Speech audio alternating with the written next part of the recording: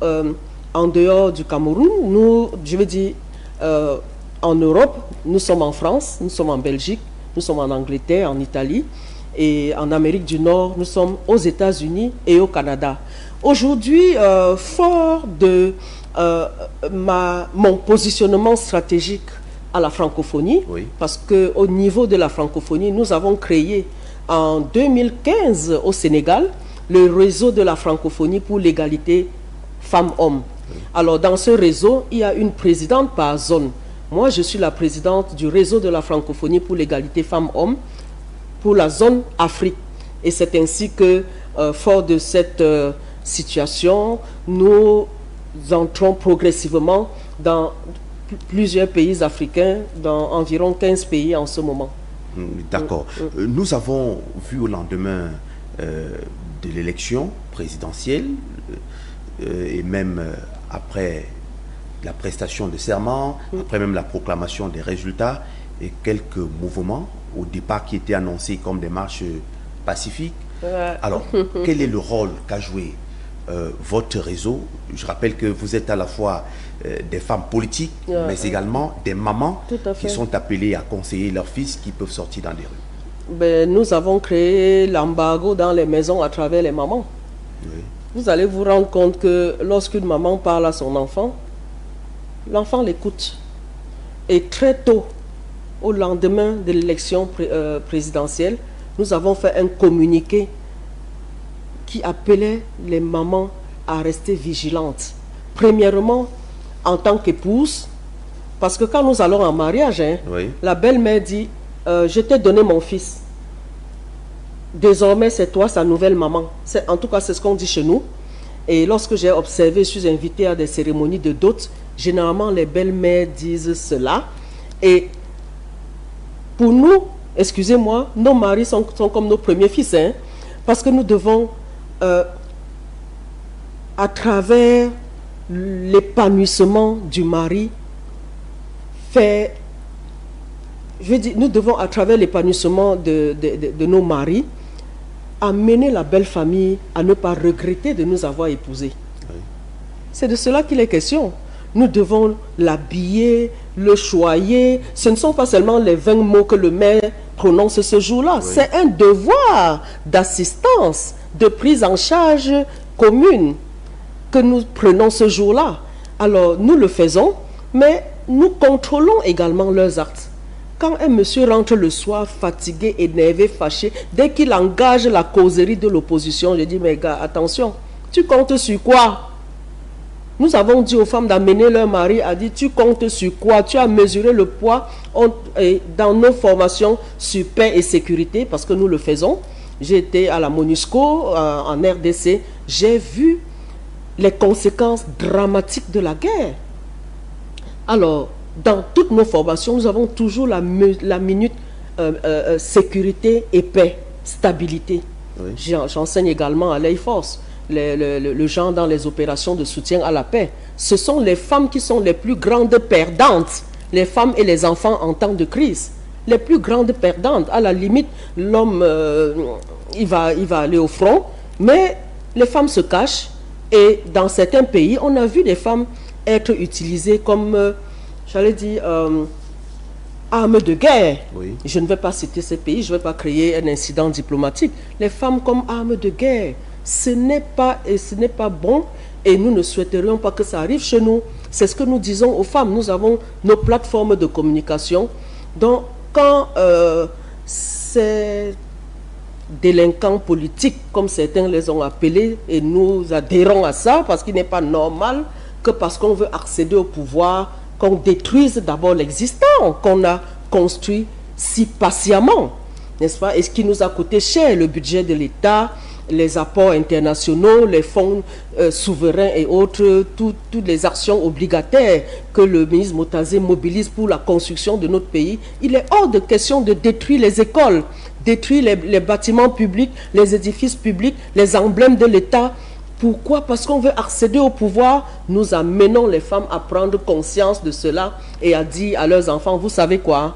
Demandez à ces gens que s'ils veulent marcher, qu'ils viennent conduire eux-mêmes la marche. Oui. S'ils se mettent devant la marche, vous allez les suivre. Malheureusement, c'est à distance et c'est à l'étranger qu'ils ont créé leur présidence de la République. Oui. Vous voyez, aujourd'hui, nous trouvons encore les éléments après ces malheureux incidents pour leur dire, vous voyez ce que nous vous avions dit. Ils ne sont pas là. Ils vous utilisent. Vous êtes leur bétail électoral.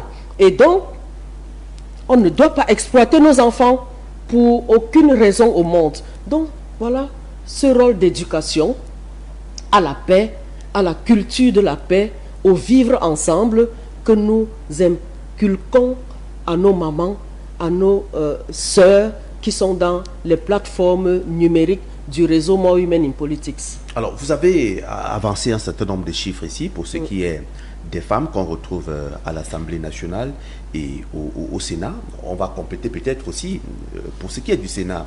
On rappelle que la mandature qui a démarré en 2023, qui s'achève en 2028. Il faut même dire, j'ai parlé d'une croissance constante. Oui. En 2013, elles étaient 20%. 20% sièges. En 2018, elles sont passées à 26. Et en 2023, elles sont passées à 33. 33%, donc 33 femmes. C'est une politique intelligible du président de la République qui déclare, qui décrète, qui proclame, qui affirme et qui met en place les outils d'opérationnalisation pour que nous donnions sens, pour que les femmes engagées, plus engagées que par le passé, donnent sens et substance à cette vision-là. D'accord. Pour ce qui est des communes, le Cameroun compte 360 communes et 14 communautés urbaines, 14 villes si vous voulez. Nous avons 35 femmes, maires titulaires sur les 360 maires titulaires au Cameroun. 10%, oui. Voilà. Est-ce que il ne faudrait pas accentuer la lutte également de ce côté pour essayer d'avoir au moins 20% également? Effectivement. Parce que là, vous êtes à moins de 10. C'est une lutte militante, bien structurée. Oui, effectivement, ce n'est pas normal qu'il y ait à peine 10% de femmes titulaires à la tête des mairies. Certains vont vous dire, non, elles sont 28, elles sont 28%. Non, nous ne comptons pas les suppléantes. Quand vient l'heure de porter l'écharpe, les suppléantes ne portent pas l'écharpe. C'est de ça qu'il est question et nous devons intégrer cette donne. Donc, ce sont les maires titulaires qui envoient au chapitre et qui donnent raison, qui donnent de la substance, qui donnent du sens à la vision du président Paul Biya, afin qu'il y ait plus de femmes représentées, améliorer la représentativité des femmes dans les sites de pouvoir électifs. Alors, oui, nous avons constaté cela. Et vous savez d'où vient le problème? Non. Le problème, c'est que à ce niveau, nous sommes dans le scrutin des listes. La constitution des listes des candidats aux différents scrutins, malheureusement, n'est pas réglementée comme nous le souhaiterions, comme l'on pourrait s'attendre à ce que à la fin de l'élection, on ait plus de femmes.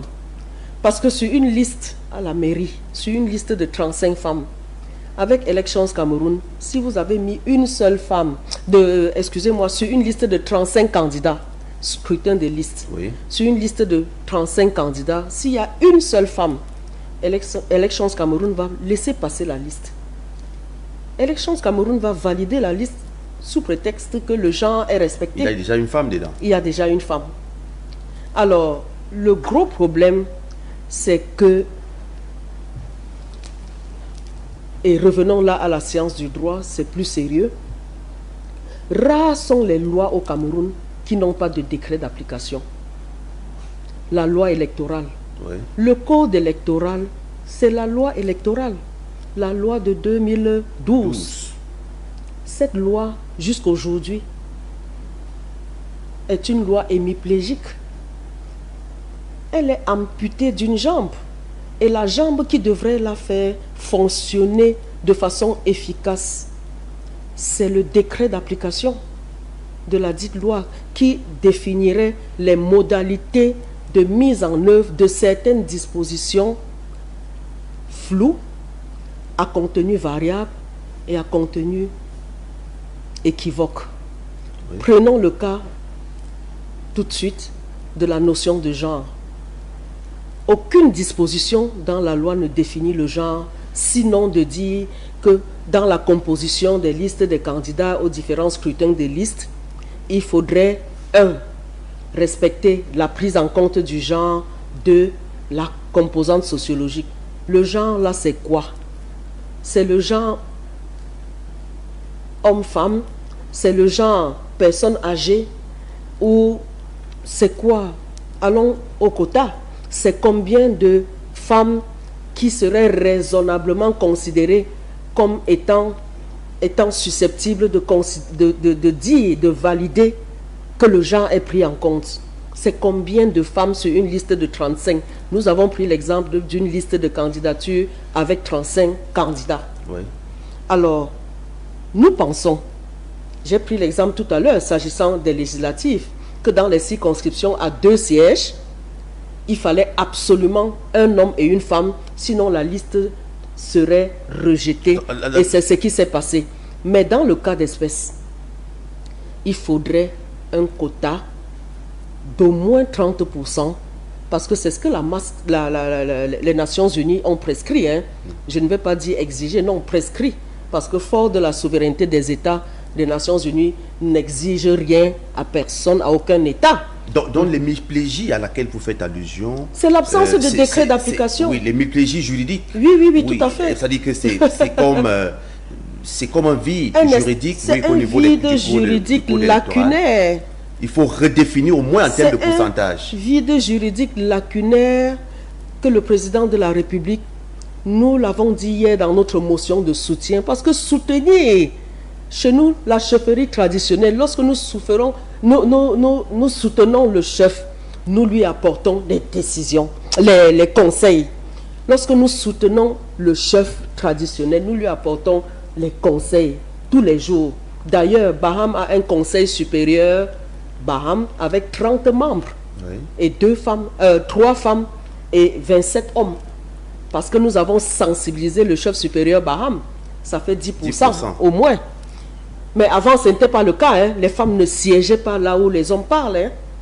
Comme notre chef supérieur est sensibilisé, il est sénateur, il l'a fait. Pour revenir au président de la République, le président de la République, nous ne voulons pas le faire menteur. Après les législatives les législatives municipales, nous sommes sur la question des municipales en 2026. N'est-ce pas? Et pour cela, très humblement, dans notre motion de soutien, nous avons appelé à son excellence déférente pour qu'il puisse accepter les propositions de More Women in Politics qui donneront sens, qui donneront les outils, qui donneront les éléments d'opérationnalisation de cette grande annonce, de cette vision qu'il a annoncée à tous les Camerounais, à savoir, qu'il y ait un décret d'application de la loi électorale avant les législatives et municipales de 2026. Et Dieu seul sait que, sauf autre prorogation, le corps électoral pourrait être convoqué en février 2026. Donc, il n'y a plus de temps. Alors, si par la grâce de Dieu, le président de la République nous écoute, nous lui avons proposé très clairement qu'il y ait une disposition qui énonce ceci, que la constitution des listes des candidats aux différents scrutins des listes devrait prendre en compte au moins 30% des candidats des deux sexes. Nous restons inclusifs, nous respectons la justice sociale. Au moins 30% des candidats des deux sexes. On pourrait dire les femmes, les hommes et les jeunes. Puisqu'il a dit les femmes et les jeunes, il faudrait que ces composantes, ces segments de la société, ces catégories sociales se retrouvent dans la composition des listes des candidats au scrutin municipal. Alors, bien plus, il faudrait que la composition des listes soit faite de façon alternée et bloquée. Nous admirons le Sénégal aujourd'hui, nous admirons le Mali, nous admirons le Rwanda. Pourquoi? Lorsqu'au Rwanda, une femme est tête de liste, Oui. tout de suite, c'est un homme. C'est un homme. Ensuite, une femme, et puis la liste est alternée. En sorte que, en cas de partage de voix, si on coupe la liste en deux au milieu, il y aura quand même un homme, une femme, un homme, une femme. Les femmes ne seront pas abandonnées. Nous proposons ce système de présentation alternée des Système de listes. damier. Pourquoi? Parce que très astucieusement, lorsqu'on va demander d'intégrer les femmes sur les listes de candidatures, si on accepte le principe de 30%, vous allez voir certaines personnes vicieuses, prononçons le mot, qui vont aligner les femmes en queue de liste. On aura toujours respecté les 30%, Ouais. mais en cas de partage, n'est-ce pas, si on rejette, si on décide de partager les femmes vont disparaître tout simplement. Pourtant, au début, elles étaient sur les listes. Oui. Donc, c'est cette proposition que nous avons très humblement mise dans notre motion de soutien, parce que qui soutient propose. Nous sommes là dans notre rôle, au-delà d'être une force d'interpellation. More Women in Politics est avant tout une force de proposition. Voyez-vous, nous sommes des parents. Lorsque vous avez quelqu'un autour de vous qui ne fait que vous critiquer, non, on n'a pas encore fait ceci, on n'a pas encore fait cela, mais vous voulez qu'on fasse quoi? Mettez quelque chose sur la table. Donc notre stratégie très méthodique, très intelligible, a déployé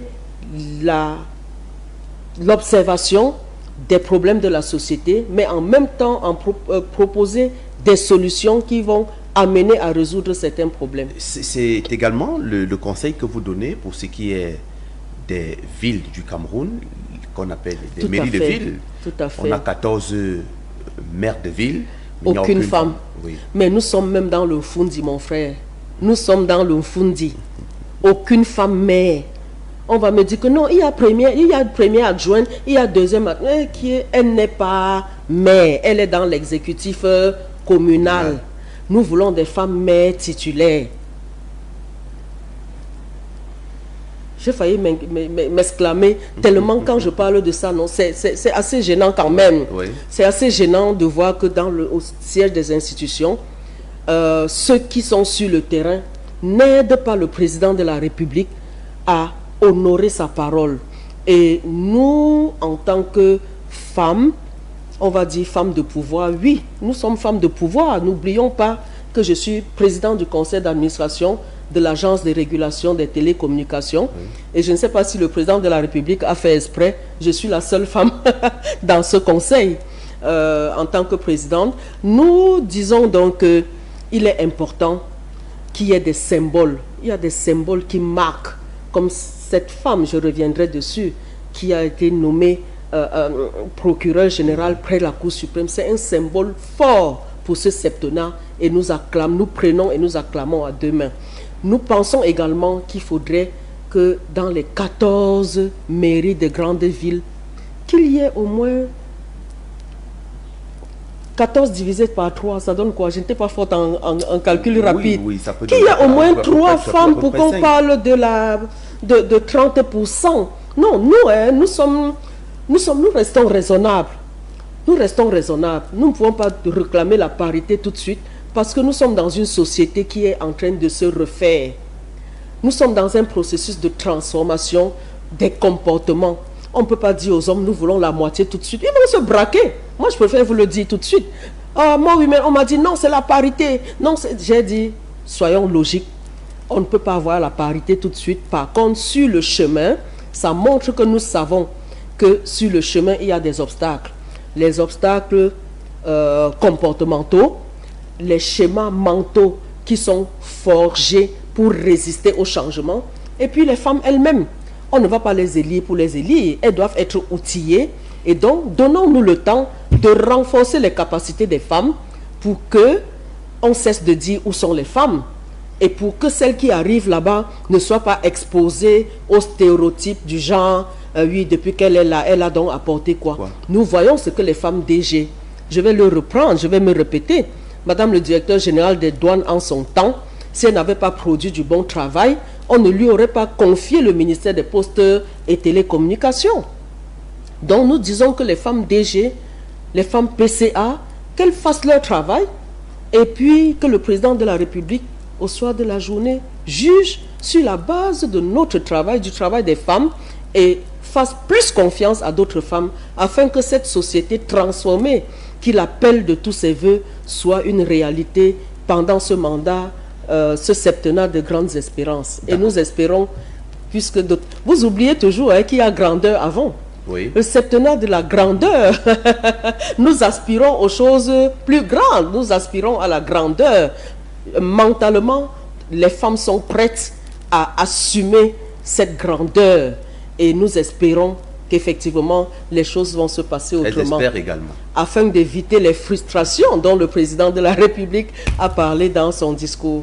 D'accord. Il nous reste 1 minute à passer sur cette antenne. Est-ce que vous avez un dernier mot à dire? Le dernier mot à dire, c'est que je vais m'adresser au président Paul Biya. Papa, vous êtes le champion national du genre et les femmes ne vous décevront pas. Vous avez mis les femmes et les jeunes au cœur de votre action pendant ce septennat de grandes espérances. Nous espérons et nous sommes engagés plus que jamais, attachés à donner du sens et de la valeur à votre politique afin que le Cameroun soit honoré sur l'échiquier international, sur la place diplomatique internationale comme étant ce pays qui a respecté la cohésion sociale, la justice et la démocratie inclusive. De Guest, production de ce samedi 22 novembre 2025, Stop FM. Restons tous coachés sur des programmes de Cam10 Télévision qui se poursuivent. Samedi prochain, sans doute, sera un autre jour. Bonsoir.